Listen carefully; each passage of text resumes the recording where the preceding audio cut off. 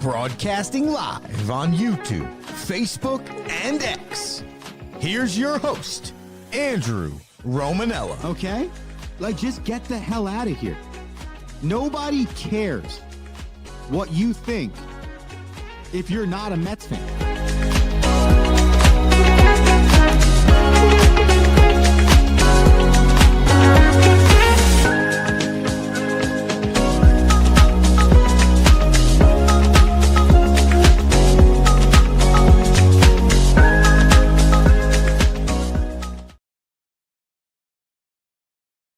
What's going on, everybody? Hey, welcome in to another edition of The Rome Show, broadcasting live on YouTube, Twitter X, Instagram, and Facebook. I'm your host, Andrew Romanella. We got you for the next 30 minutes or so, and we have a lot to discuss today as the University of Michigan Wolverines are the national champions in men's basketball.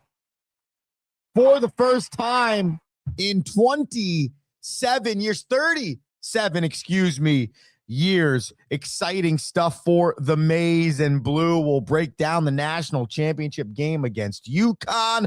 Plus, so many stories. We'll go through NCAA basketball. We have a huge person and a huge trade request in the Big Apple coming out of the New York Giants facility. Juan Soto hits the DL. There's baseball in Tampa Bay again. The Devils, they're making a decision up top, as well as the Chicago Bulls. A lot of moving parts in front offices, a trade in the WNBA, and our assessment of the automated balls and strikes system.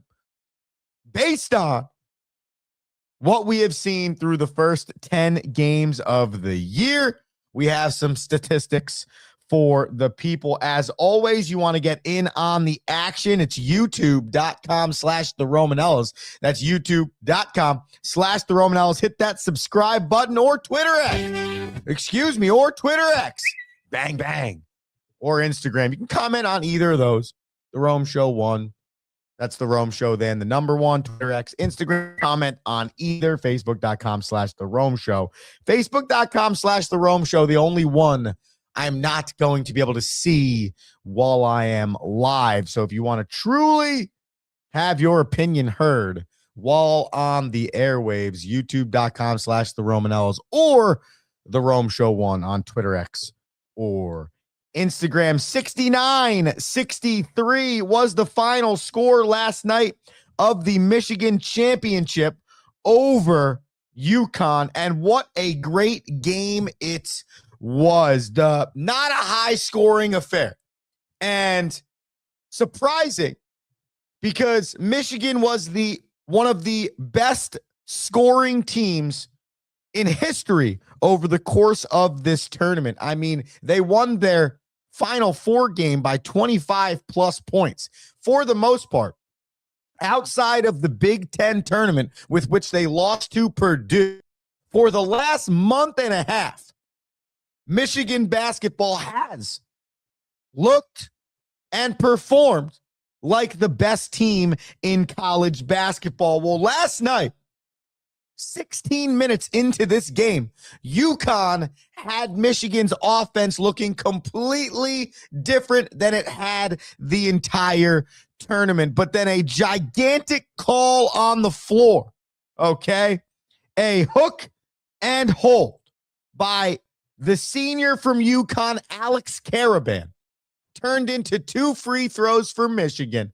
And then the ball, a 4-point swing that saw Michigan never relinquish the lead the remainder of the game as they get themselves to a 69-63 national championship, the first national championship at Michigan in basketball since 1989. 37 years. 2 years after an 8-24 season for the Maize and Blue, with which they fired Juwan Howard, somebody who was a famous Michigan alumni from the late 80s, early 90s. and hired Dusty May. Dusty May in 2 years has brought Michigan back to the promised land. And he did it with the first starting five in the history of the NCAA tournament to be all transfers. All 5 players, starting 5 for Michigan. All 5 of them played at a different school to start their college career. The first time in the history of the tournament. Now, portal's only about 5-6 years old, so it makes sense that this is the first time, but it's going to never be the last time. This is probably going to be more likely the norm moving forward. 5 transfers starting and winning you a natty, then not the norm. But Dusty May, the first coach to find a way, as they used the word last night, put a bunch of mercenaries together to be the hardest working team in the country. To finish your stat pack from this national championship game, this is the first national championship for the Big Ten Conference since the year 2000, 26 years since the Big Ten, or a Big Ten basketball program, has won the national championship. That team in 2000, does anyone know? Also from Michigan. Michigan State was that team in the year 2000 to win the last Big Ten championship. That's the 3rd straight in the major sports for the Big Ten. Women's basketball, UCLA. Men's basketball, Michigan. And football, Indiana. And yes, friendly reminder, UCLA and USC are in the Big Ten. The Pac-12, the Pac-10, the Pac-anything does not exist anymore. It takes a second. It takes a second to get used to that.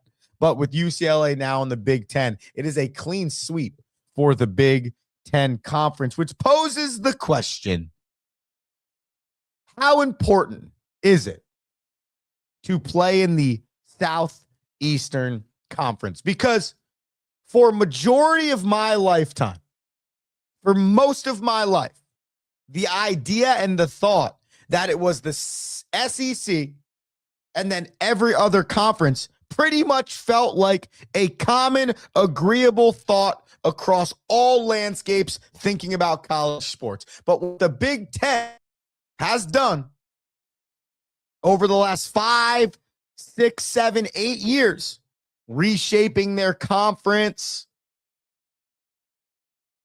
changing the landscape, each individual school finding a way to utilize the NIL, enough to not just be Ohio State and everybody else, especially in football. The Big Ten Conference is standing next to the SEC at the podium of the best conference in college sports. Now, the caveat to that is we are, in theory, losing conferences in college sports, right? Like, you're really only talking about the SEC competing against the Big Ten, the ACC, and the Big 12. We understand that. It's now the Power 4 conferences. But I mean this honestly. For a minute, there's been conversation, and who knows, it could still happen, where the SEC should just break off and make its own version of the NCAA and then let all the rest of us go play Division I sports. I still think there's a world where the SEC, the ACC, the Big 10, and the Big 12 make their own version of Division I sports, and then everybody else, the Big East, the Mountain West, the MAC, et cetera, they then make their own version of Division I sports. Exactly how we have FBS and FCS organized in Division I football, I believe the landscape of college sports could be trending that direction. But for right this moment, the Big Ten Conference, I don't see how it's not this way, is the best conference in college sports. Michigan basketball put their stamp on that last night. Put your stamp on your golf game this summer. How are you going to do that? Well, you're going to head to shankitgolf.com. Oh, man. BigTreeGolf.com. Wow, promo codes are rolling in. That's the other one. That's a newbie. Let's pretend like I didn't say that. You'll get that information next week. Oops. Anyways, BigTreeGolf.com. That's the live promo code that you're going to be able to use. Okay?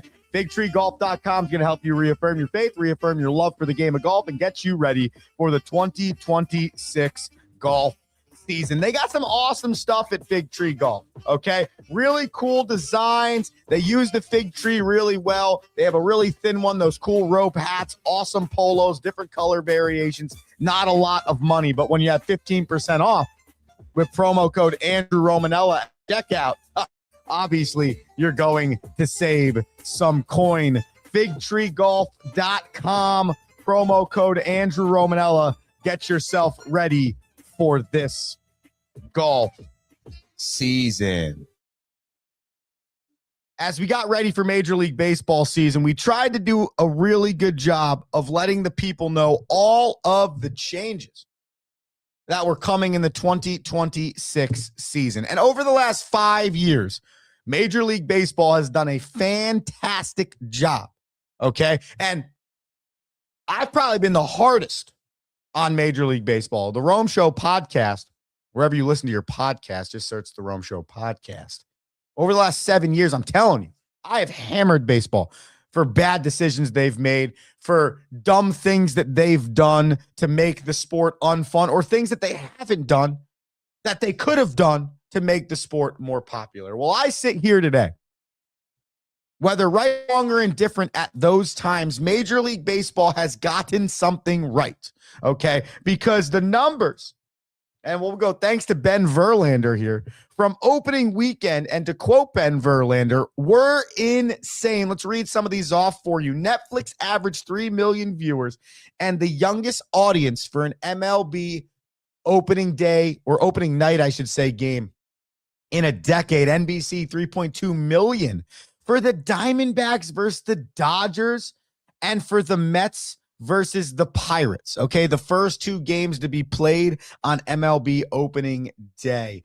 It was the largest opening day audience on record for multi-game presentation on a single network, meaning you're watching two games at once. That's the most anyone's ever done that in baseball. Why is that important? Because it feels like the red zone model. Well, why do people like the red zone? Because they want more football than just their singular team. Yeah, and fantasy and all that other stuff. But in the simplicity of the form, they want to see as much football as they can on a Sunday, every game they possibly can, while staying on one channel. Well, if Major League Baseball can get people to be excited about watching multiple games at one time, you're starting to break the regional curse, which is a huge problem for growth and finances. And also, you are starting to gain that extreme popularity. Fox was up 45% last year comparative to opening weekend. MLB Network, in history of the MLB Network, it was the most watched opening day. Thank you, Ben Verlander, for those statistics. Why is some of this happening in Major League Baseball? Well, I think it's because of their creativity in how can we fix the problems in our game. Well, there wasn't enough offensive action. Okay, let's make the bases bigger and let's only allow the pitchers to pick off a certain amount of times. The game is too slow. Okay, well, let's add the pitch clock and let's add the rule that when you bring a relief pitcher in, he must pitch to at least 3 players. So no one ever comes in, throws one pitch, and now we go back to the bullpen and there's 6 minutes right there. One pitch is thrown. Time clocks in between each inning, and so on and so forth. All great adjustments from Major League Baseball. One thing, regardless of speed or action or excitement, has always been the umpires and the porous ability to have a consistent strike zone and the inability to challenge. Well, baseball included the challenge into the sport over the last half decade, and now this year introduced automated balls and strikes. No, It is not robo umpires, as you've heard people refer to it before. It is essentially checks and balances, okay? Because as you'll see in the statistics we're going to put up here in about 60 seconds, okay? It's never as bad one way or as good one way as you think. Of course, there are some bad umpires, which begs the question, what does Major League Baseball do with those umpires? But we're not going to answer that question today. And there are some really, really good umpires, which also begs the question, how do we make every umpire like that? Nonetheless, though, ABS has proven to bring a whole nother aspect to baseball. And personally, forget the getting the call right or getting the call wrong. I just think it's entertaining as hell. I really do. It's just like when you're watching, I'm going to keep using football as the analogy. When you're watching a football game, you're like, yo, you got to challenge that. No way that was a flag. No chance that he fumbled football, whatever the case is. And bang, you see the challenge flag. You're all excited. They're showing you the replay. Gene Serator, he's on the microphone, and he's talking to you about what he sees. You're yelling at Gene because you think he's an idiot. But nonetheless, this is what you're watching. That's cool. And I think ABS, outside of the right or the wrong or the call's right or the call's not right, doesn't matter. Who cares? It's the entertainment value. I think that has been brought to the game. And the way they're doing it, I think, is electric, man. You tap your hat, okay? The umpire stands. He takes his mask off. He looks up at the thing. And then you get to see the T-Mobile jaunt as to where that pitch is located. Much like when there's a challenge in tennis. If you've never watched one of the majors in tennis or tennis in general, the APT Tour. ATP? Yeah. Ooh, dyslexia hit me today. Check out the way they do their line review. It's exactly what you want as a fan. This person's challenging whether that ball was in or not. I get an awesome overview of whether that ball was in or not based on the elite level technology we have. Same thing with the T-Mobile ABS strike zone. Let's go to the guys that are not very good to start. And now, so here's my thing, okay? You get these numbers, okay? And you say to yourself, all right, what do you do with this? Because Clint Vondrack, that's a 1-for-1. So when you look at that number, you say to yourself, well, actually, he must be a pretty good umpire. Because if no one's challenging him, good, bad, or indifferent, he must be a really good umpire. But it's the guys that you see like the Andy Fletcher, the Ron Culpa, the Chris Segal, and people's favorite CB Buckner, where it's 9, 10, 11, 12 pitches challenged on you, okay? And then 60, 70, 80% overturned. This is where, okay, Major League Baseball is going to have to step in and say, what does it look like for the bottom 10% of the umpires? If it starts to turn that you are Andy Fletcher, who has 17 pitches challenged against him and 15 overturned, that cannot be good. I am not a mathematician, and I was told there would be no math. However, 17 calls challenged and 15 overturned, 88.2% overturn rate. To me, you're the worst umpire in Major League Baseball. So either what baseball has to do with this is A, have relegation for the umpires, okay? I got to shout out Rocky Romanella, okay? Now, relegation has existed in international soccer for the history of time, but my brother has talked about handle this to Rocky relegation in American professional sports for a really long time. And I think this is the perfect moment, okay? If you are a bottom 10% umpire in Major League Baseball, okay, you will be relegated to AAA for the next season if your statistics prove that you're that porous after a 162-game season. And on the flip side, If you're in AAA baseball as an umpire and you're the top 5 or 10% of umpire in AAA, the highest level of minor league baseball, you will get moved up to the ranks of Major League Baseball. But I do believe with the creation of the ABS system, there will need to be a form of relegation for these umpires so that we can keep them in check. Because what would be the point of ABS outside of getting the call right, if not also to show you how good or bad your officials are? So the next step in this thing is, what happens when you keep having Andy Fletcher, who has 88.2% of calls challenged against him, overturned? Here are the good guys, though.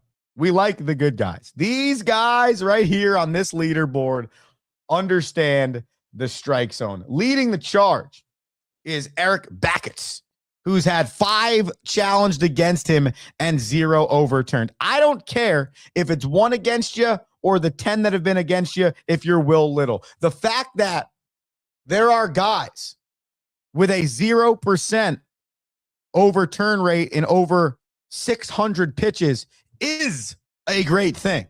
For as much as this ABS thing is going to show us the poor guys, is as much as it should show us the great guys, we should study those guys and find a way to increase this list. Because even Ramon De Jesus, who's been challenged 11 times, which is a lot, he's only been overturned 36% of the time.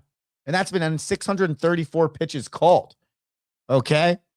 So you can still have the guy being challenged against a lot, but that guy has to win more than 60 or 70% of those. Has to, if not more, or whatever the standard at the end of the year looks to be. To finish, Major League Baseball, the best move would be, at the end of the season, take the top 20 umpire statistics and find out what their percentage was. Percentage of players challenging their call and the percentage of overturned call. Then do the same with the bottom 20. Now you have your general data. We want as many umpires as close to this top percentage as possible. And if umpires start to falter to this percentage over here, then it looks like we're going to have to discuss relegation or them no longer umping in Major League Baseball. Because if the numbers are that poor, something needs to be done. And like I said earlier, outside of getting the calls right, ABS should be creating a foundation for better umpiring in Major League Baseball moving forward. Fig Tree Golf should be setting up your foundation to look good this summer on the golf course. 15% off, figtreegolf.com, promo code Andrew Romanella. We've said it now twice on this show. Figtreegolf.com, figtreegolf.com, figtreegolf.com, promo code Andrew Romanella at checkout, 15% off. We'll be back after this commercial break.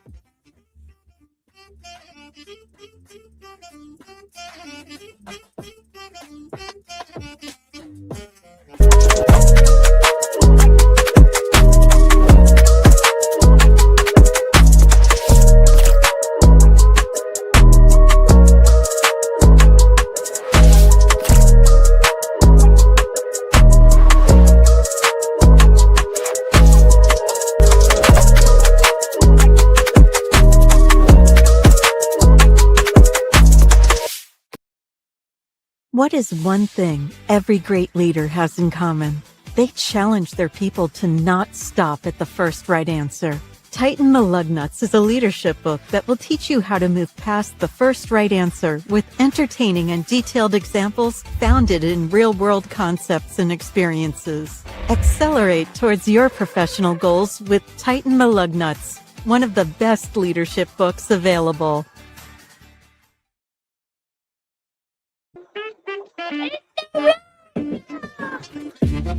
Yeah, the Rome Show. Broadcasting live. YouTube.com/the Romanellas. Twitter X. Instagram. The Rome Show 1. Appreciate you, the people. It's 7:57 on a Tuesday. April 7th, 2026. State of New Jersey. Woo! Cold again. I got to be honest with you. You know what really grinds my gears? What really grinds my gears is Mother Nature. Mother Nature in 2026 grinds my gears. There is zero consistency going on right now outside. And don't get me wrong. I understand what we sign up for in January through April when we live in the Northeast. What I don't understand is the dramatic shift in the temperature, the amount of wind that I deal with, and how day by day you are living in 4 different climates. One day it's summer, the next day it's winter, the next day it's spring, all of a sudden it's fall, and then sometimes you get this 5th one where it's like winter, spring, summer all mixed in one, where the day starts at 73, then all of a sudden it's 48 and windy, and then before you know it, it's absolutely pouring. And you're like, how the hell did we get here? So Mother Nature are really grinding my gears right now. And on behalf of all of us, just bring the sun out. Let's make it shine. Let's keep the tempi between like 53 and 65. And let's dumb down the wind, okay? Because all of us would really like to get over the cold hump and into the warm months of the year. That's my soliloquy for the people on the weather in the Northeast. Let's go around and give you some of the top stories from all of our sports leagues, starting with the National Football League. Dexter Lawrence, defensive tackle for the New York Football Giants, has requested a trade. Jim Harbaugh had this to say, the new head ball coach of the Giants. How important is he really? John, excuse me. How important is he really? Really important, Harbaugh said. He's super, super important. He's a cornerstone football player. Not really a cornerstone, more like a middle stone. He's right in the middle. He's a big stone. He's a very attractive stone. Joe Shane said, yeah, we've had a lot of those conversations to build, or your point, open up some money. That meaning opening up money for Dexter Lawrence because he wants a larger contract. Shane continued, where can we do it? Could we do an extension? What does it look like? We're always having those conversations. That's GM speak for they don't want to give him any more money. He's owed $20 million this season. And oh, by the way, has 2 more years left on his deal. Dexter Lawrence was drafted by the New York Football Giants in 2019. He has 30.5 sacked in his career, 5 forced some fumbles, and an interception. However, he is coming off of arguably the worst year of his career. So we'll see what happens at MetLife Stadium between the Giants and, as people refer to him, as sexy Dexy. Some more firings in the National Hockey League. Some more firings in the National Basketball Association. They just keep coming down as both seasons are coming to a close, crashing close for some people. First, the Chicago Bulls. They fired general manager and basketball operations VP Mark Eversley, GM, basketball operations VP Arturas Karnasous. Salvas, something like that. Nonetheless, they ain't in Chicago anymore. Those two together since 2020 went 224 and 254 in the front office for the Chicago Bulls over 6 seasons. Not a bad job, however, if you are somebody intrigued in becoming the general manager of what once was one of the best franchises in the National Basketball Association. $60 million in cap plus a lottery pick in 2026 for the Bulls. Ownership states they would still like to retain Billy Donovan. The Devils will not be retaining Tom Fitzgerald, their general manager for the last 6 seasons. He is out. However, not necessarily on bad terms. When Tom Fitzgerald came to the Devils in 2015, 2016 as the assistant general manager, this was an organization, good English there, Andrew. This was an organization that really needed to turn it around, that really did not have much to cheer for outside of losing in the Stanley Cup in 13 and 14 to the Kings, I believe.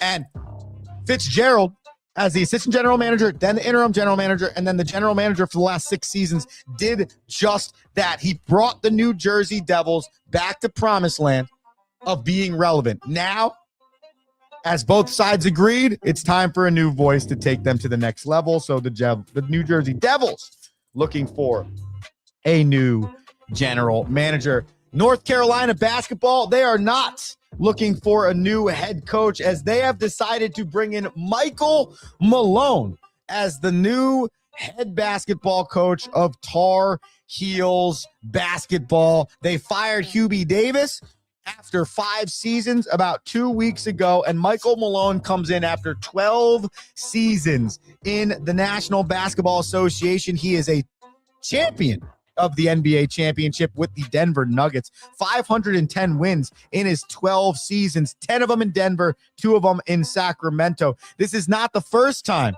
Michael Malone has been at the college ranks. He actually started his career in Oakland. That would be in Michigan, Oakland. 94-95, was at Providence from 95 to 98, and also spent a year at Manhattan College as the assistant coach in 2001. Begs the question, right? Is this the new wave of college sports?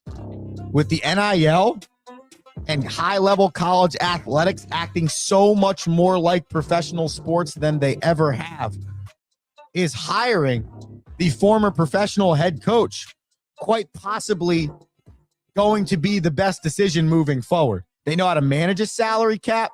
They understand how to hand out free agent money. They get the landscape of pay to play at the highest level.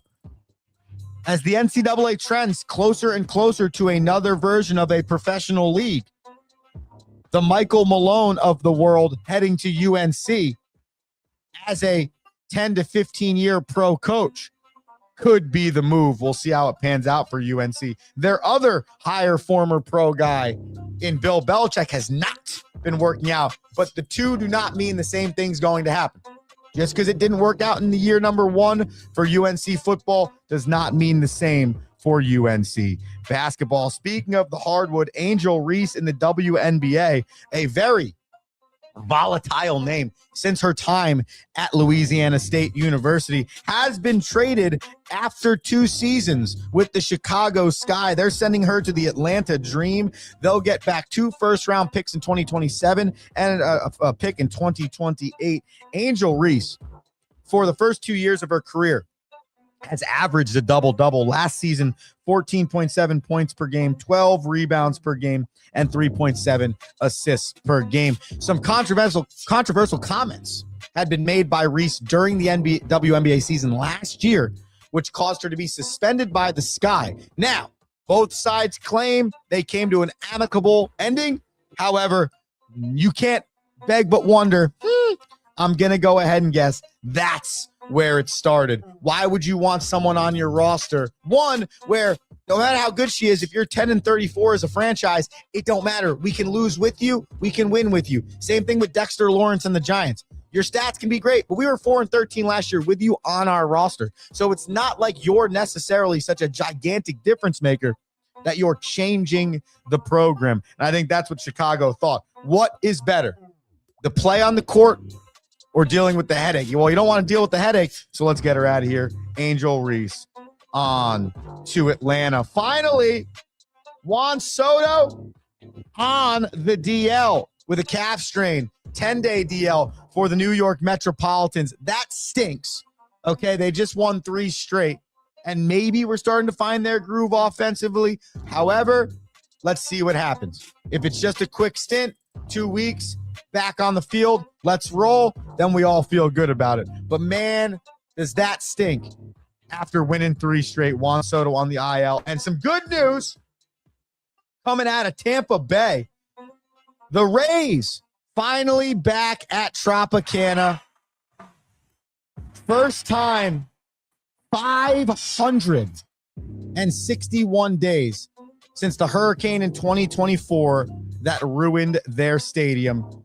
The Tampa Bay Rays had their home opener yesterday at Tropicana Field, and they won 6-4. Awesome stuff for the city of Tampa Bay. Awesome stuff for the players of the Tampa Bay Rays. No one wants to play an entire season in one of their rivals' minor league baseball stadiums, which is what the Tampa Bay Rays did for the entirety of the 2025 season.